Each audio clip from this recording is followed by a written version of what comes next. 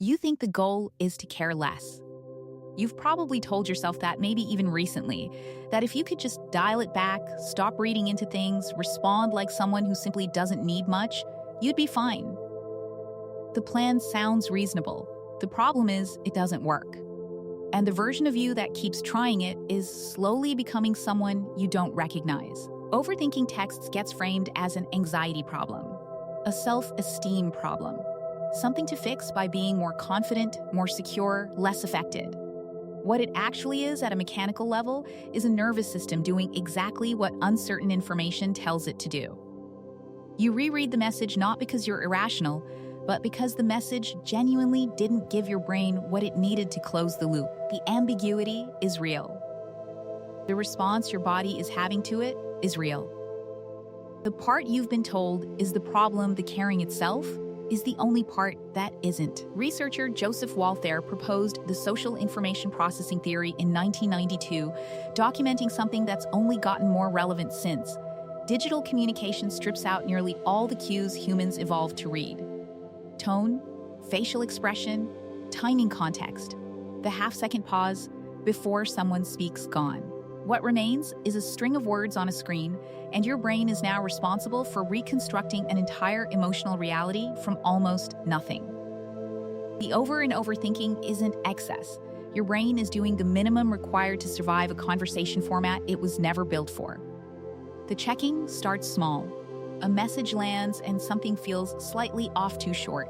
A punctuation choice that wouldn't mean anything in isolation, but today reads like a door closing. You check back 40 minutes later. Not because you forgot you already looked. Because some part of you believes the second read might resolve what the first one couldn't. It doesn't. You check again. You're not looking for new information. You're looking for relief, and your phone has been trained by years of unpredictable response patterns to seem like the place that might finally deliver it. BF. Skinner's research on intermittent reinforcement, developed through animal behavior studies in the 1930s through 1950s, identified what's now one of the most well-documented patterns in behavioral psychology. Unpredictable rewards hold attention more powerfully than consistent ones. Slot machines are the common metaphor. Messaging is the lived reality. Sometimes the reply comes in 30 seconds, and it's warm, and you feel fine for hours. Sometimes it comes 6 hours later and reads like an obligation. Sometimes it doesn't come, and you spend an evening navigating something that started as a 2-sentence message. The unpredictability is the mechanism. Every time you check without resolution, the pull intensifies rather than fades. Now layer an attachment. John Bowlby's work in the 1950s and 60s, extended by Mary Ainsworth's experiments through the 70s, established that attachment systems form between 6 months and 2 years of age, and that those early patterns don't stay in childhood. A nervous system that learned relationships were unpredictable, that warmth could disappear without warning, carries that knowledge forward. Anxious attachment patterns produce exactly the behaviors that look like texting pathology from the outside, overanalyzing response times, interpreting short replies as withdrawal. The compulsive reaching out to confirm the connection is still intact. That behavior isn't neurotic. It's a learned protocol running on information that was accurate once in a context that no longer exists. What you think is happening, you're reacting to the text. What's actually happening, you're reacting to what the text might mean about whether the person is still there. Those are completely different events, and your body doesn't know which one it's responding to. The anterior cingulate cortex, the same brain region involved in pain processing and distress, activates during social uncertainty. The same structure that registers physical threat registers the possibility of emotional withdrawal. So when your chest tightens reading a dry reply, your body isn't being dramatic. It's running the only alarm system it has. Susan Nolan Hoeksema's research through the 1990s and 2000s drew a line that most conversations about overthinking miss. She distinguished rumination, the repetitive, passive loop that revisits distress without resolution, from actual emotional processing, which moves through a feeling toward understanding. When you reread a conversation 40 times, looking for the line where things shifted, you're not processing, you're circling. The feeling doesn't diminish because the loop doesn't close.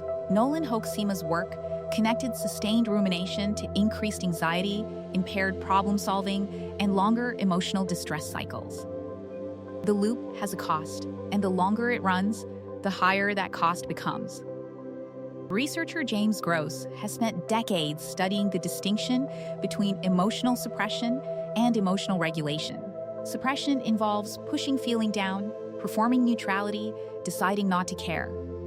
Gross's research found that suppression often reduces outward expression while leaving internal emotional experience entirely intact, meaning you appear unbothered, while the body carries the full weight of the original feeling plus the energy cost of the performance. The just stop caring approach doesn't neutralize anxiety. It buries it and bills you later in the form of emotional exhaustion, reduced relationship satisfaction, and a growing disconnection from your own read on situations. The read receipt changed something. When messaging platforms introduced visible delivery and read confirmations, they didn't just add a feature, they restructured the social contract of communication. A delayed reply used to be ambient, interpretable in multiple directions. Now it's often timestamped. You can see exactly when they opened it. You can watch the typing indicator appear and disappear without a message arriving. These are micro moments of social evaluation, each one generating data your nervous system didn't ask for and can't easily process. The features that were supposed to reduce uncertainty created new architecture for it. Here's where the stakes quietly compound. One overanalyzed exchange is a bad hour. A pattern of them across weeks is a relationship lived at half attention, half present, half in your own head reconstructing what everything meant. A pattern like that across multiple relationships starts to function like a filter.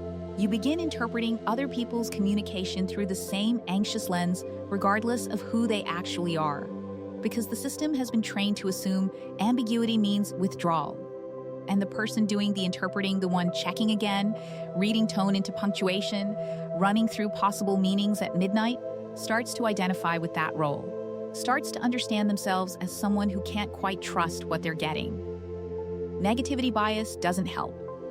The human brain, under uncertainty, defaults toward the more threatening interpretation, not because you're pessimistic, but because evolution weighted false positives over false negatives.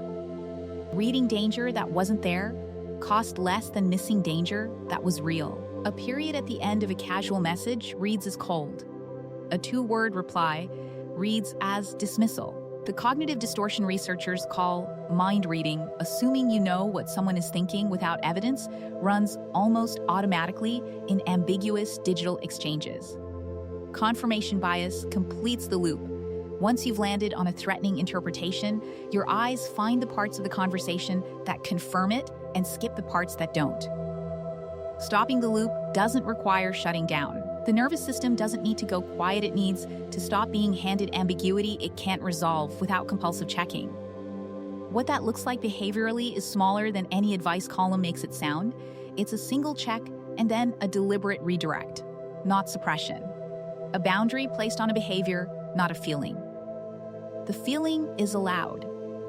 The 45th reread isn't giving it anything it needs. The longer version of this, the one that plays out if nothing shifts, is a person who has quietly rewired themselves around management, who sends messages and immediately detaches because the waiting became too expensive, who reads people carefully in person, not out of curiosity, but out of habit, who is less available to themselves emotionally because the cost of being available got too high.